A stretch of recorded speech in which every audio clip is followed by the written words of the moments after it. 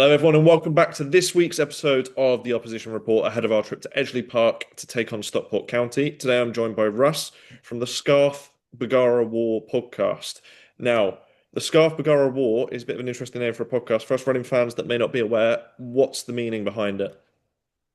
Yeah, we get asked this a lot. So, Begara is our old manager from the late 80s, early 90s. Older fans of Reading will probably recognise the name. He was the first foreign manager to lead an English team out domestically at Wembley before your Mourinho's and all your foreign managers that came after that.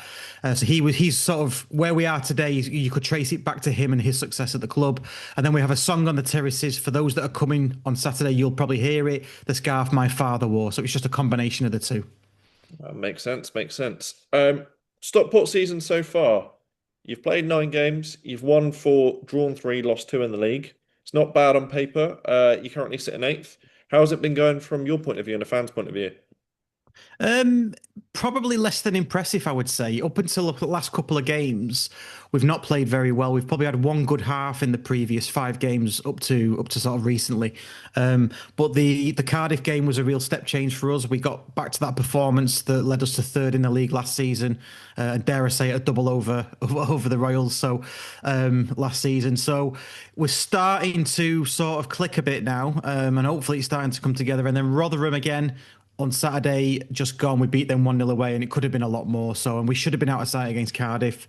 So, not a great start, but we're eighth, 5 points off top. So, I'm certainly not complaining as long as we start to click and start to motor in the next few games.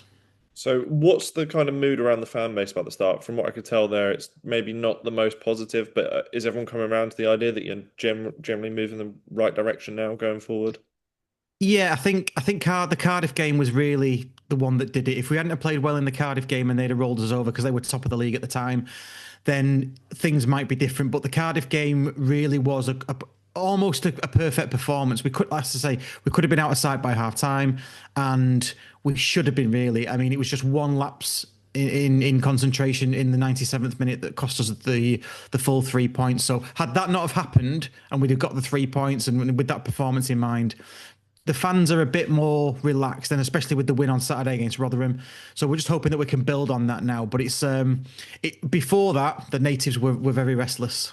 Speaking of your fan base's opinions and things, I've seen a bit on Twitter about Dave Challoner, a man who's been there for quite a while, and safe to say that there's a bit of split opinion amongst the fan base around him at the moment. With kind of what's been going on in like us running fans of maybe a little bit of controversy, or maybe what the fans think of Dave at this moment in time. Yeah, I think the fans are massively behind Dave. If anybody's questioning Dave Chally's sort of credentials and thinking that he's not the right for the club, then I would seriously question them as football fans, to be quite honest. But no, I mean, yeah, you're right. You're right. He has sort of, I wouldn't say dug them out or stuff like that, but he does tend to say what he sees, and he's not afraid of that. He doesn't shy away from that, and that can be perceived as digging players out or pointing fingers. But I think he's just honest in his post match. If we've not played well, then we've not played well, and he sort of collectively has a go at players, which I think is fair enough. And in the past, his records speak for itself.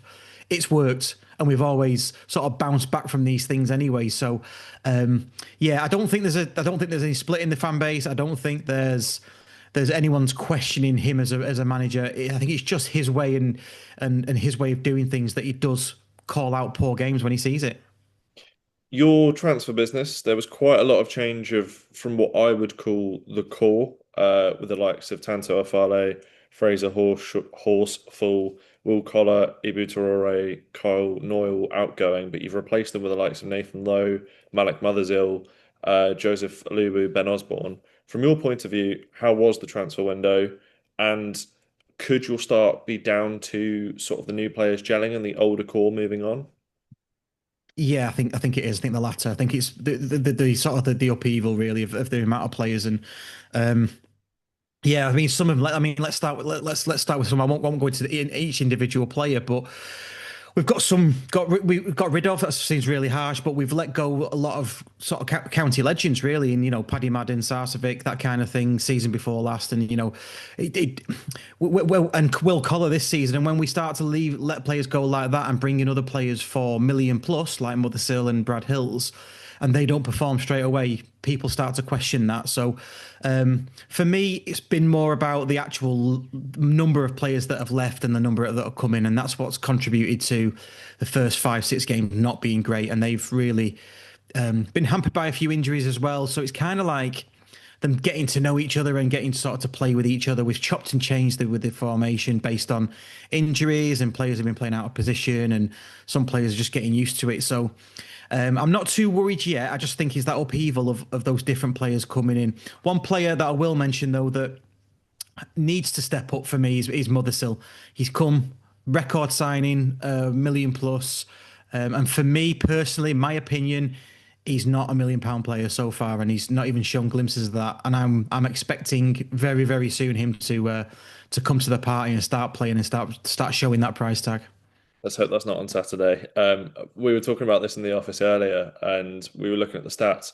We've not won at Stockport since 1971, I think someone said earlier, which is quite a ridiculous stat. And obviously, you did the double over us last year, and you managed to do the number on us as well. It wasn't like it was a lucky when you played very well both times. So, looking forward to going to Edgeley Park, to be fair, it'll be my first time. Let's move on to the game. Have we got any injury concerns or doubts going into the game? Is there any big names going to be missing out? There's no big names that weren't already injured. So we've got Teo Eden's already injured. R2 Hoskinen, our Finnish international, probably not ready to come back yet. I'm not even expecting to see him in the match day squad, to be honest. But apart from that, in terms of big injuries, Lewis Bate, our captain, is out, but he's out till Christmas. So again, it's not like it's a new thing. So no, it's apart from that, I don't think I've missed anybody. It's pretty much full strength apart from those. But those three players probably would be first team. Make no bones about it. So yeah, looking forward to it and looking forward to hopefully, like I say, building on what we've done in the past 2 games. You mentioned before when you were talking about Challoner that he's messed around with the formations a little bit. What formation are you expecting him to go with for Saturday's game? It's a really interesting one. I've spoken to a couple of Reading podcasts about this, and they've asked the same question. So we tend to go with five at the back. We play wing backs; they get high and wide, and we play Wootton up front as a sort of like a target man, a bit of a battering ram. But recently, we've played two up top with our Icelandic under 21, Anderson. So I think it just depends on what you're planning on doing. I've heard that you might just be playing one up top. If that's the case, he probably won't go five at the back. I'd be surprised at that. It'll be four at the back and then two up top for us. So yeah, he can switch between the two. There was always this thing a few years when we was in the National League. He didn't have a plan B, didn't have a plan C, and since we've been in League Two and above, he's got a plan A, B, C, D, E, F, and it just depends on A, what you're going to play because they'll have done the homework, and B, how the game goes first 15, first half an hour, that kind of thing. So yeah, it just depends. If I've heard you're going one up top, so we'll see. Yeah, we've been playing with one up top for the majority of the season so far. I can't imagine us changing to a two. Who's the danger man that we need to watch out for? Who's the one player that's going to cause us the most problems?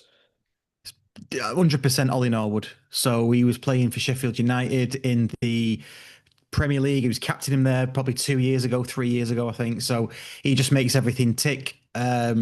He's he reminds me of sort of Neo a bit. He slows down time when he's got the ball, and that's not to say that he's slow and he slows the play down. He just looks like he's got so much time on the ball. He's got that much quality, and he'll spray balls left and right. And then the winger or the wing backs that get it, they look like they've got time as well because he's done that quickly, but it doesn't seem like it. So yeah, Ollie Norwood is the man to watch. He's just a sublime footballer, arguably the best footballer we've ever seen at Stockport County ever. It's a name Reading fans will be very familiar with. Obviously, he was with us for, I want to say, two Yeah. seasons in our FA Cup semi-final run and the year after that. And it was always one of the most heartbreaking things that when we got in a possession-heavy manager in Yap Stam, that Ollie Norwood never got the chance to play in the system. We sold him on before he could play in that. So it'd be nice, I guess, for Reading, well, hopefully not too nice for Reading fans to see an ex-player and Ollie Norwood play against us. Let's move on to the season. Obviously, you finished third last time out. Is the aim of the club to go one better and finish first and second, or is it just to consolidate in that playoff spot? No, it's absolutely to finish first or second. We've got a 7-year plan to get to the championship that started in 2020 when the new owner came in, and we're looking to get into the championship and consolidate there. So this is year 6. So if we don't go up this season and we don't better what we did last season, which we should do, we got 87 points. We finished third. We've improved the team, improved the squad. We're looking to build on the ground as well and everything around it, training and all these kind of things. So I think, me personally, I think third or below is a failure, and I think they put their own pressure on themselves as well. Us fans, I think many of us think the same. It's got to be first or second, and that's really what we're aiming for. With the money spent as well, I don't think we can really accept anything less. It's been quite a meteoric rise for you guys, I guess. Obviously, you've come from the national north all the way up, so it must have been quite a fun last few years to be a county fan, seeing all the different promotions and seeing you rush up the leagues, basically. Yeah, no, it's been absolutely fantastic. So, I was there in the championship days before, and then we've been all the way back down.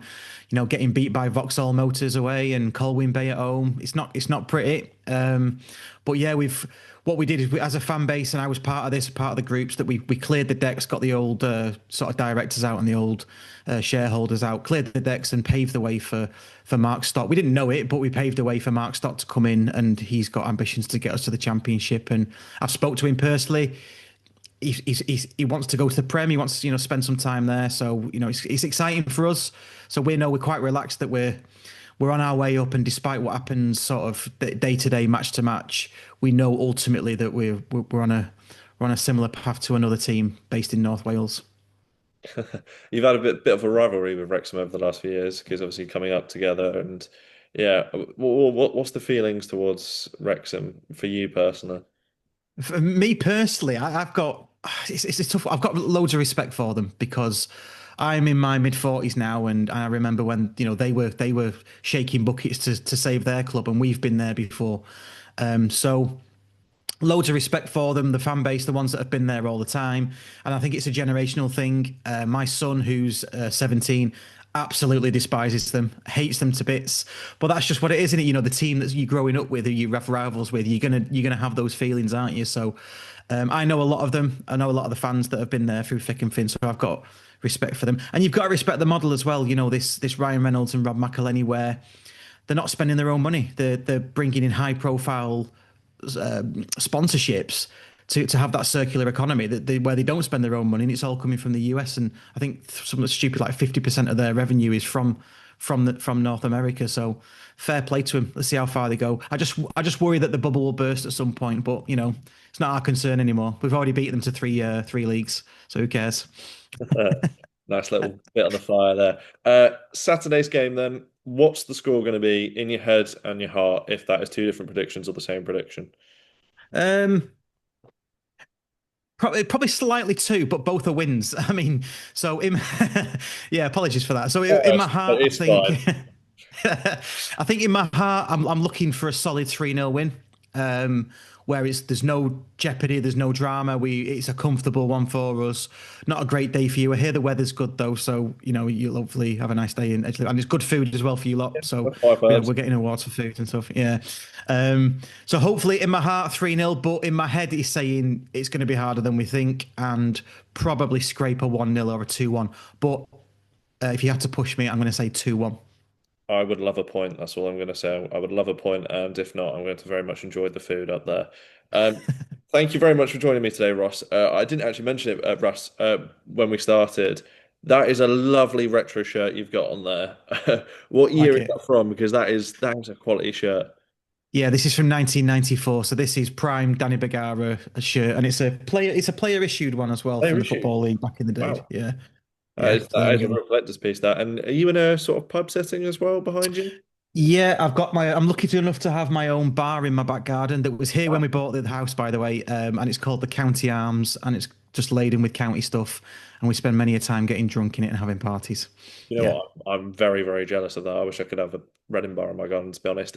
Where can Reading fans check out your stuff? I appreciate it's probably mostly Stockport based, but quite a lot of our fans obviously want to expand their knowledge. I'm sure you touch on other levels of League One too. So where can they check out your stuff?